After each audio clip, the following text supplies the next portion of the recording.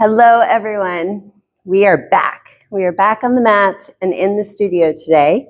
And I'm here to give you a quick tutorial for the props that we use for restorative yoga, because it is prop intensive. First of all, to get ready, there need to be a lot of things that you can have. And if you're at home, you can find these things also at home if you improvise. For instance, a big bolster might look like a very firm bed cushion, or a couch cushion, or something that is firm and a bit weighted. Yes? This is going to support our body in various ways. An eye pillow is super handy to have because it's blocking the light from our eyes. And in order for our nervous system to reset and get to a neutral balance, it's great to block the light out so that the brain receives the message that it is time to be calm. Usually we use a variety of blocks. These are very hard cork blocks, which are great because they don't move or slide around. So I would definitely recommend blocks or heavy books.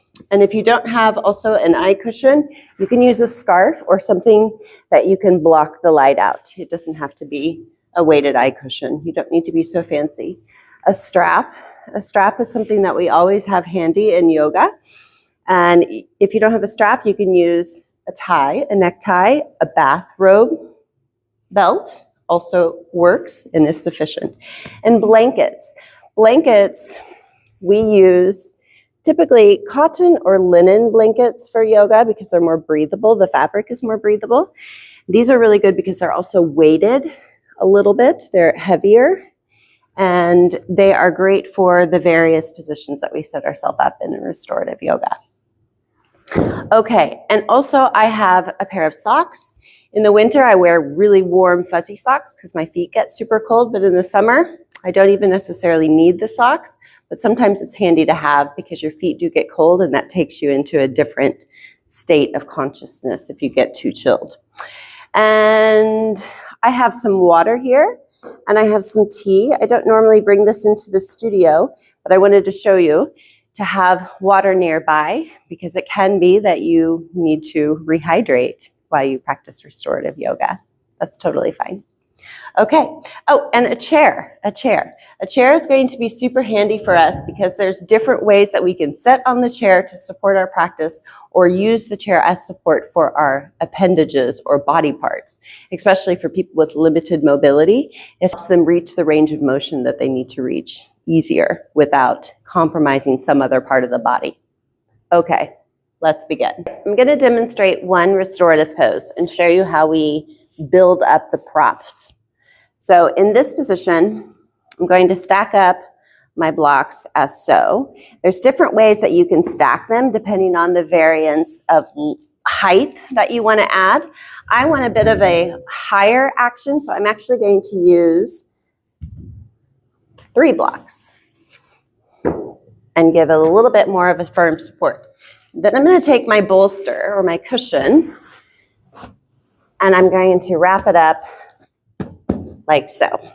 So from here, you will see this is where your butt is going to go and the back, the small of the lower back is going to hit right here at the edge of the bolster. So that when you lie down, your full torso is lying on the bolster, including your head as a support. Let's measure it up and see if that happens. So you're scooching yourself back to where you feel the small of the lower back, hit the back of the bolster, and then leaning back, like so. Okay, and then when we're actually practicing, we're gonna take a few breaths here. We're gonna reacclimate the body. Maybe it feels stranger to be looking up and opening the chest. This is opening up a lot in the lung capacity, so things will start to shift. We're gonna switch around the legs and do some different positions here in the legs. We're going to stretch the lower back by incorporating the legs into a few stretches and do that all with integrated breath work. And then when we get to the restoring part, we lie here.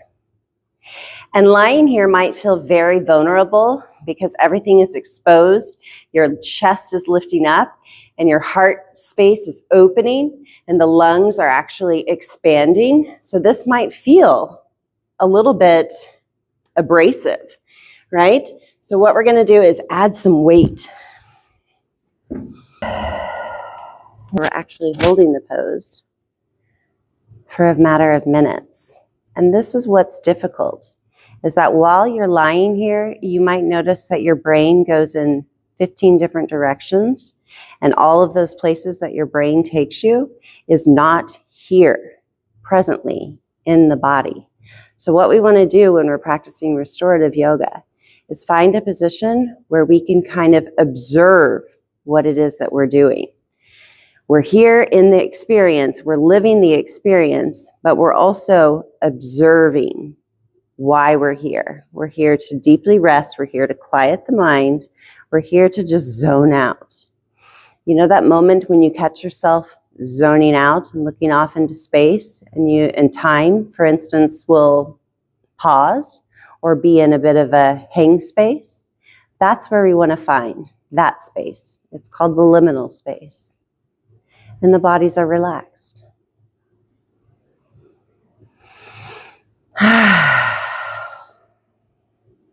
So, with our actual practice, we will hold that for a good few minutes, yeah? And then we're going to move into different various poses. That's I throw my microphone. And we will move into other variations. I do want to show you something that we'll do with the chair. Here we go. Hello, microphone. Looky here. What we're going to do is take away the blocks. Just move those to the side. We're going to keep one block for our headrest and then put our bolsters down on top of it. Spread the legs so that you can get a hold and anchor onto the legs of the chair.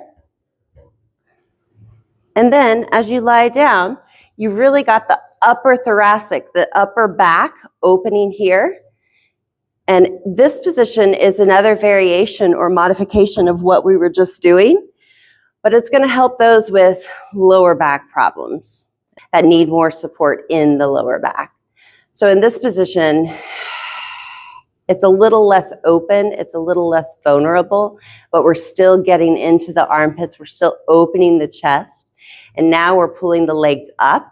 So especially if you have weak stomach muscles, this is a great position to start to integrate the lower part of the body into the upper part of the body, right? Because there is a disconnect there in our torso.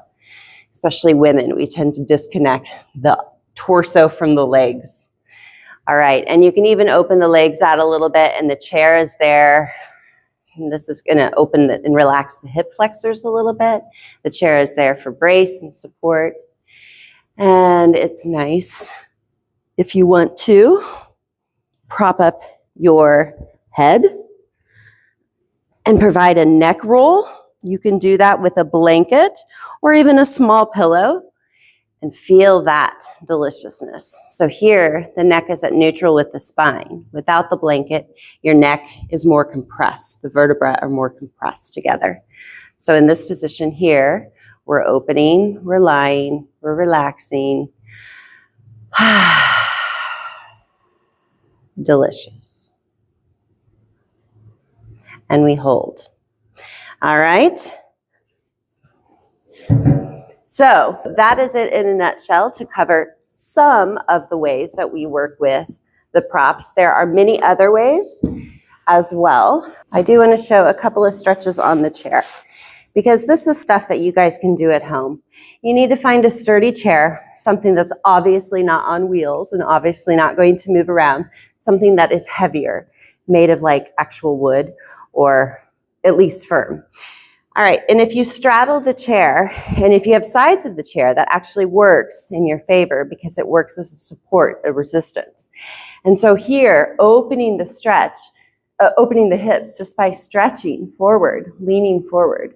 And you're inhale big, exhale, release the belly. Right. And I like to use the chair because it allows me to form a resistance against different parts of my body that you wouldn't normally target. So using the chair helps get us into stretching positions that we couldn't otherwise do without a support, right?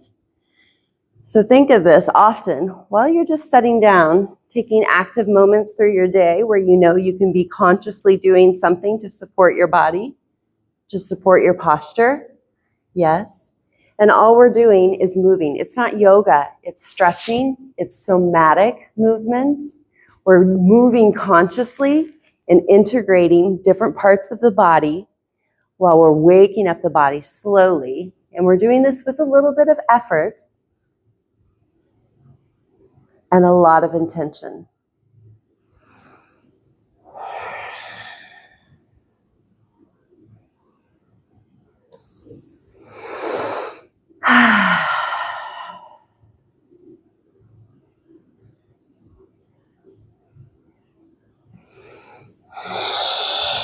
I'm going to round the back, and if you'd like, you can roll and tuck inwards, tucking the chin towards the chest, and counterbalance that by flexing, leaning forward, sticking the tailbone out a bit.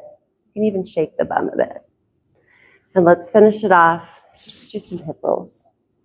And that should feel really good in the hip flexors. You have to remember that hip, ball, and socket joint, it is made, it's like a fulcrum, right? It's made to move. It's made to rotate, switch sides. So the circular movement is a very good movement to help also integrate the lower torso with the legs. All right. Yes. One forward fold in just because it feels good. So your forward folds could look like this. See how easy this is? Keep the knees bent. What you don't want to do is, boom, hyperextend the knees. So we want to keep the knees soft, not necessarily bent, but soft. When your knees bend, it typically is that your weight goes into your toes. What you want to do is push the weight back into the heels, and doing so, lift up the tailbone. Lift up the tailbone. So even here in this position, my knees stay bent and the hamstrings are taking the brunt of the work. So in this position here, you're doing a nice forward fold supported by the chair. Feet are hip distance apart, and we're stretching the back of the legs. And notice that that stretch doesn't have to stay static, which means we don't have to hold it. We can keep it dynamic. We can keep it moving, yes?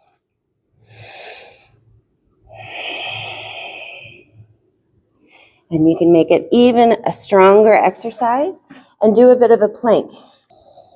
Right. And at any point, if it gets hard, bend the knees, come out of it, and just go back into that forward fold position and drop the head and relax.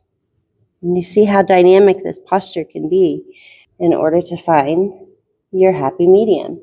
And if you want strength training, you can make it a little harder for yourself.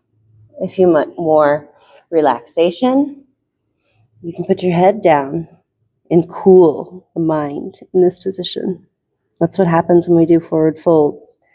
The mind empties like a bucket.